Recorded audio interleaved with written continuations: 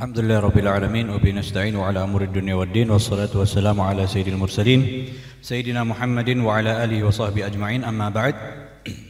Di dalam hadis-hadis yang tadi kita baca menjelaskan ataupun di dalam bab-bab mengenai peperangan-peperangan yang dihadiri oleh Rasulullah sallallahu alaihi wasallam dan juga peperangan-peperangan yang ada di zaman Rasulullah sallallahu alaihi wasallam. Di antara hadis yang tadi kita baca dijelaskan tentang peperangan Uhud.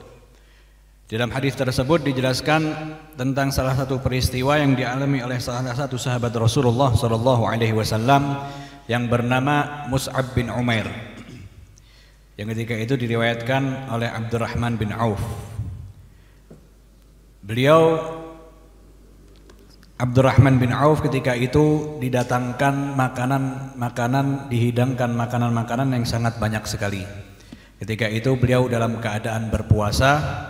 Maka ketika melihat hidangan yang sangat luar biasa di hadapannya, beliau pun teringat para sahabat Rasulullah sallallahu alaihi wasallam yang mana mereka tidak pernah menghadapi ataupun mendapatkan hidangan-hidangan yang selezat seperti itu.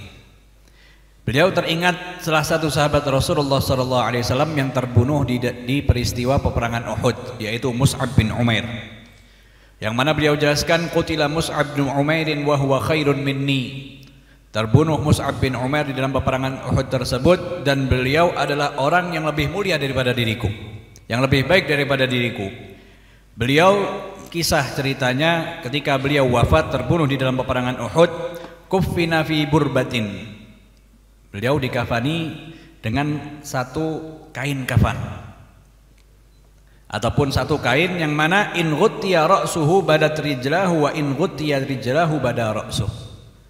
Kain tersebut kalau ditutupkan dari kepalanya maka akan terlihat kakinya.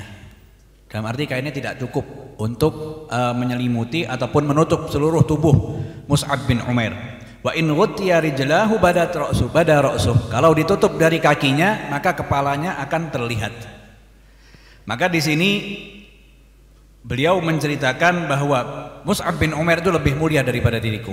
Sedangkan ketika beliau wafat mengalami peristiwa yang sangat seperti itu. Dalam arti apa? Dunia tidak beliau miliki. Sedangkan Abdurrahman bin Auf di zamannya ketika itu mendapatkan hidangan-hidangan yang sangat banyak sekali, sehingga beliau katakan thumma busita lana minad dunya ma busit, yang mana Allah Subhanahu wa taala melapangkan dunia kepada para sahabat Rasulullah sallallahu alaihi wasallam setelah wafatnya Rasulullah sallallahu alaihi wasallam.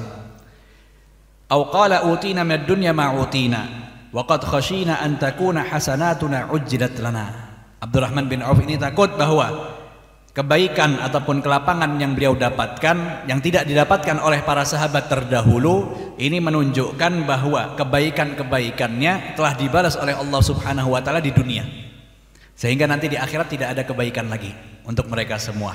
Maka ketika itu Abdurrahman bin Auf pun terus menangis dan tidak memakan makanan tersebut. Begitu juga diriwayatkan oleh salah satu sahabat Rasulullah sallallahu alaihi wasallam yang menceritakan keadaan para sahabat Rasulullah sallallahu alaihi wasallam. Ada di antara mereka yang tidak pernah mendapatkan kelapangan di dunia ini. Di antaranya adalah Mus'ab bin Umair, yang mana kain kafannya saja tidak bisa menutupi seluruh tubuhnya. Dan juga salah satu riwayat dijelaskan lagi salah satu sahabat Rasulullah SAW di dalam peperangan Uhud. Ketika itu bertanya kepada Rasulullah SAW, "Ara'aita in qutiltu fa aina ana?" Sebelum perang orang tersebut bertanya kepada Rasulullah, "Wahai Rasulullah, kalau aku terbunuh di dalam peperangan ini, maka tempatku di mana?" Maka Rasulullah pun menjawab, "Fil jannah," di surga Allah Subhanahu wa taala. Maka ketika itu orang tersebut sedang membawa makanan ataupun kurma di tangannya. Fa'alqa tamaratin fi yadihi tsumma qatala hatta qutil. Maka makanan yang ada di tangannya, kurma yang ada di tangan itu dilempar karena apa? Tidak mau merasakan kenikmatan lagi. Setelah dijanjikan oleh Rasulullah SAW ada mendapatkan kenikmatan abadi, yaitu di surganya Allah Subhanahu wa taala, beliau pun bergegas. Makanan yang akan dia makan beliau lemparkan, bergegas untuk berperang di jalannya Rasulullah SAW, sehingga beliau pun juga terbunuh. Dan juga salah satu peristiwa juga yang tadi dijelaskan di dalam kitab Sahih Bukhari yang tadi kita baca, ada salah satu peperangan yang namanya Sariyah, yang ketika itu diperintahkan oleh Rasulullah SAW. Rasulullah tidak hadir di dalam peperangan tersebut. Kalau di dalam kitab ditulisnya ghazwah, berarti Rasulullah SAW hadir di dalam peperangan tersebut. Sedangkan kalau ditulis dengan sariyah, berarti itu adalah utusan. Rasulullah SAW tidak hadir di dalam peperangan tersebut. Utusan yang ketika itu diperintahkan untuk memerangi, mengajarkan kepada Bani Lihayyin min Hudzail. Maka ketika itu ketika mereka di dalam perjalanannya tiba-tiba dihadang oleh salah satu kelompok dari kaum Hudzail juga yang membunuh mereka semua. Yaitu ada para sahabat Rasulullah SAW kurang lebih 70 orang. Tetapi ada yang ketika itu selamat, ada 3 orang. Di antaranya Asim, yaitu pemimpin rombongan tersebut, Asim bin Thabit. Maka dijelaskan di sini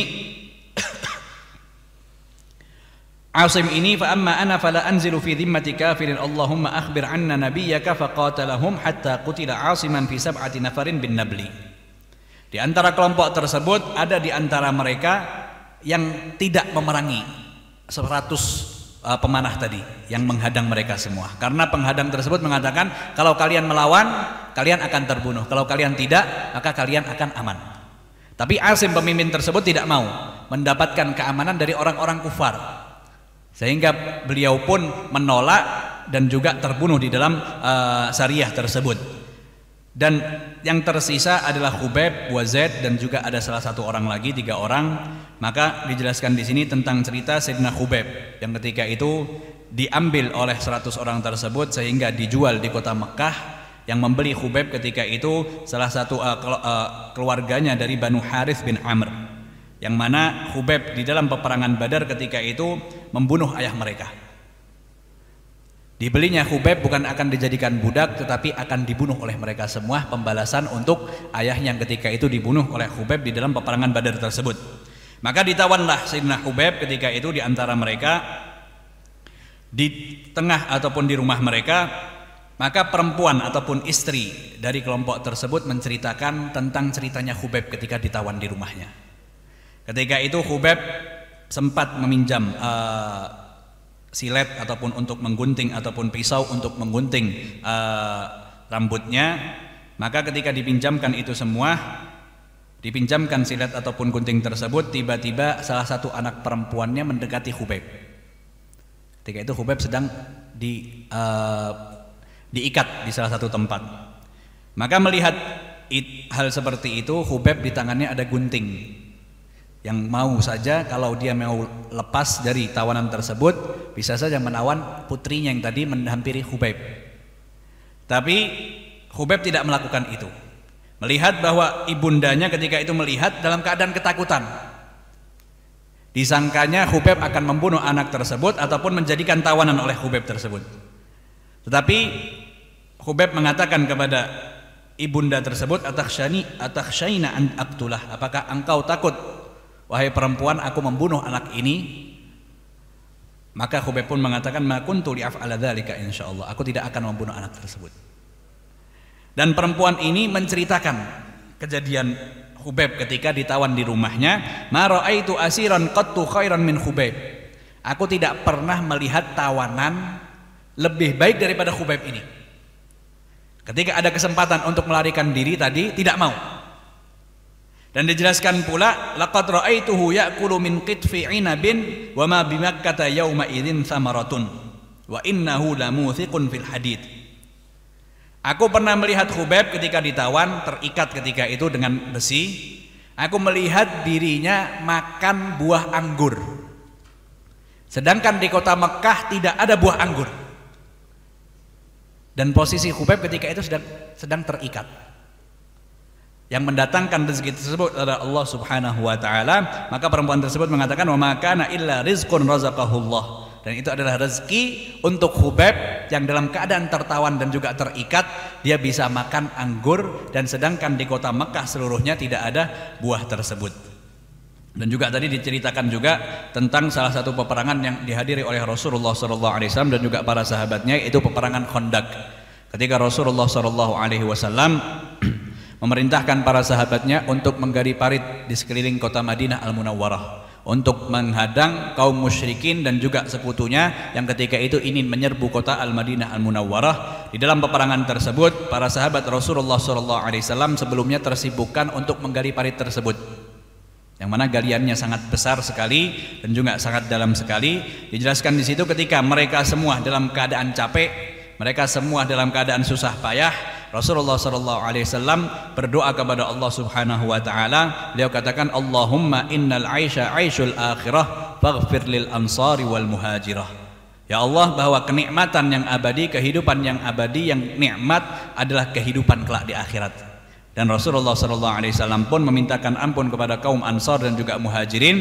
Dan begitu juga kaum Muhajirin yang ketika itu mendengarkan seperti ucapan syair dari Rasulullah SAW, mereka pun menjawab, Nahnu alladhina baya'u Muhammada alal jihadi ma baqina abada. Kami adalah orang-orang yang membaiat Muhammad, yaitu Rasulullah SAW, dan kami akan terus berjihad di jalan Allah, menjunjung Rasulullah SAW. Dan juga di dalam salah satu peristiwa tersebut dialami oleh Rasulullah SAW ketika mereka menggali Khandaq, mereka semua dalam keadaan kelaparan yang sangat luar biasa.